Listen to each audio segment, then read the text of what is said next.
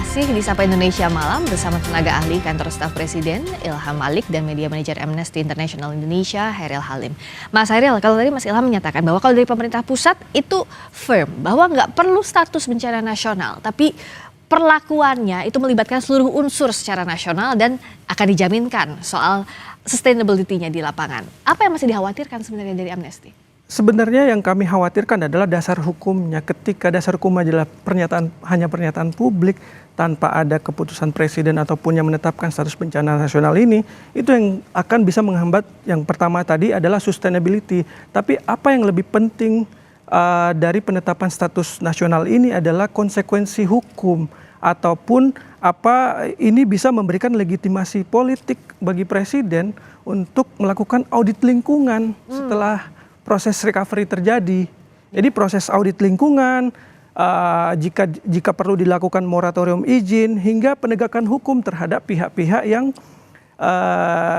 diduga bertanggung jawab atas bencana yang terjadi di Sumatera ini. Kita lihat kalau kita melihat data Walhi itu ada dari 10 tahun terakhir dari 2016 sampai 2024 itu 1,4 juta itu lahan yang menjadi terdeforestasi di ketiga wilayah provinsi ini. 1,4 juta hektar itu mungkin 20 kali luasnya Singapura ataupun seluas dengan wilayah Timur Leste secara keseluruhan satu negara, ataupun ketika kita mengambil ukurannya negara-negara lain di Eropa Barat itu setengahnya beberapa negara di Eropa Barat. Itu sangat besar deforestasi yang terjadi di sana. Oleh karena itu, mengapa status darurat nasional ini penting untuk menginvestigasi lebih jauh faktor-faktor yang menyebabkan bencana ini terjadi. Tanpa status hukum nggak bisa? Tanpa status hukum saya rasa nanti pemerintah bisa ngeles bahwa itu sudah kita lakukan penanganannya. Tapi kalau ada status hukum dari status nasional bencana nasional ini, itu akan memberikan legitimasi kepada presiden untuk melakukan langkah-langkah yang lebih jauh yang diperlukan. Ya. Nah, apa yang diperlukan di lapangan? Kita sudah terhubung saat ini dengan Bupati Aceh Utara, Ismail Ajalil, lewat sambungan Zoom. Selamat malam. Assalamualaikum warahmatullahi wabarakatuh, Pak Bupati. Ya, waalaikumsalam warahmatullahi wabarakatuh.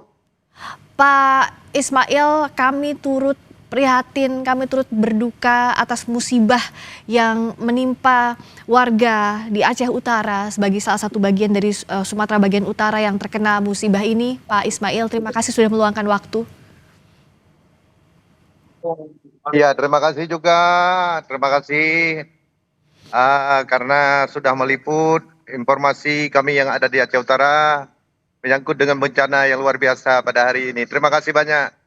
Terima kasih kembali Pak Ismail. Saat ini kondisinya seperti apa di sana? Apa yang paling dibutuhkan oleh warga Aceh Utara saat ini? Ya, yang pertama sekali perlu saya ceritakan yang bahwa bencana di Aceh Utara bukan bencana sembarangan. Lebih daripada tsunami kejadiannya. Karena tsunami-nya hanya kena pesisir dan hanya sebentar. Tapi ini sudah 9 hari. Masih belum reda. Jadi rumah satu kampung itu ada rumah tinggal rumah 18 unit, lain semua hanyut. Maka pada hari ini ada sekitar 9 kecamatan lagi yang terisolir, yang belum bisa kita masukkan makanan kepada mereka yang pengungsi. Ya.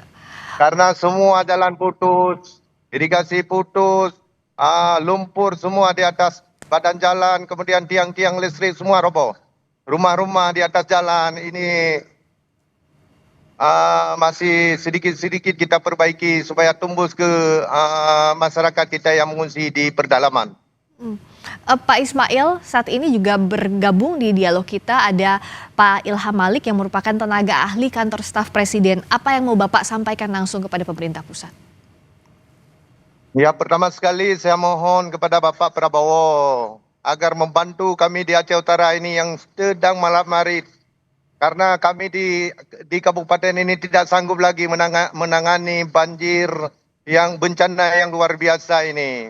Mohon perhatiannya Bapak Presiden untuk menangani persoalan yang ada di Aceh Utara. Saat ini sudah ada bantuan yang masuk, Bapak? Apa yang sudah ada? Yang sudah ada hanya yang ada di kabupaten. Yang di pusat belum ada. Kemarin saya minta itu pesawat dari BNPB. Sampai sekarang belum datang. Untuk kita transfer makanan kepada pengungsi-pengungsi yang di tengah-tengah hutan, yang terjebak di tengah-tengah hutan. Tapi sampai hari ini belum ada bantuan dari pemerintah pusat terhadap Kabupaten Aceh Utara. Bapak yang berada di tengah hutan itu, mereka bertahan dengan apa? Informasi yang Bapak dapat, makan apa? Minumnya bagaimana? Itulah yang menjadi masalah. Ini kami lagi tempuh ini jalur-jalur hutan ini supaya dapat ini masyarakat kita. Ya, Maka dalam hal tersebut saya sudah memohon beberapa kali tapi tidak ada yang mensikapi ini persoalan yang ada di Aceh Utara, bencana yang luar biasa ini. saya langsung tanyakan ke Pak Ilham, silakan ada tanggapan. Bupati Aceh Utara meminta bantuan ke pemerintah pusat. Mungkin Bapak bisa jadi penyambung untuk membantu di sana. Baik, terima kasih. Assalamualaikum, Bang Ismail. Insya Allah nanti apa yang tadi terkait dengan kendala yang ada di Aceh Utara, nanti akan kita sampaikan ke BNPB supaya nanti bisa diatasi segera. Tetapi tentu ini menjadi sebuah keprihatinan kita semua.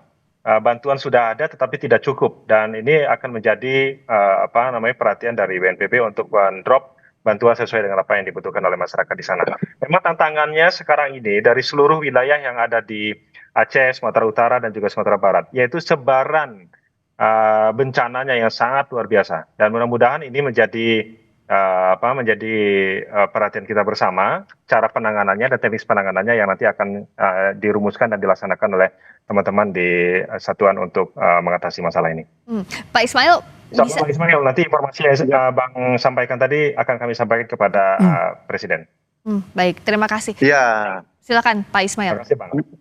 Ya, yang pertama sekali saya ingin menyampaikan, saya sampaikan mohon dibantu Aceh Utara ini Bapak Presiden. Karena ini kami tidak sanggup, karena kerusakan jalan, kerusakan irigasi ini, kemudian menyangkut dengan bahan pokok masyarakat ini, kami tidak sanggup, maka kami minta bantu kepada Bapak Presiden. Tolonglah kami Pak Presiden. Baik Bang, akan kami sampaikan nanti Bang. Ya, jadi iya, terima kasih. Semoga segera ditangani dengan baik. Pak Ismail saat ini berada di mana Pak tepatnya?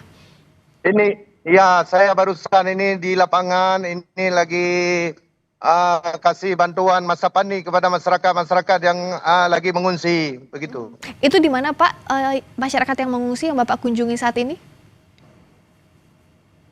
Musibah di Aceh Utara ini dari 27 kecamatan, cuma yang tidak terendam habis cuma 2 kecamatan, yang lain rata semua.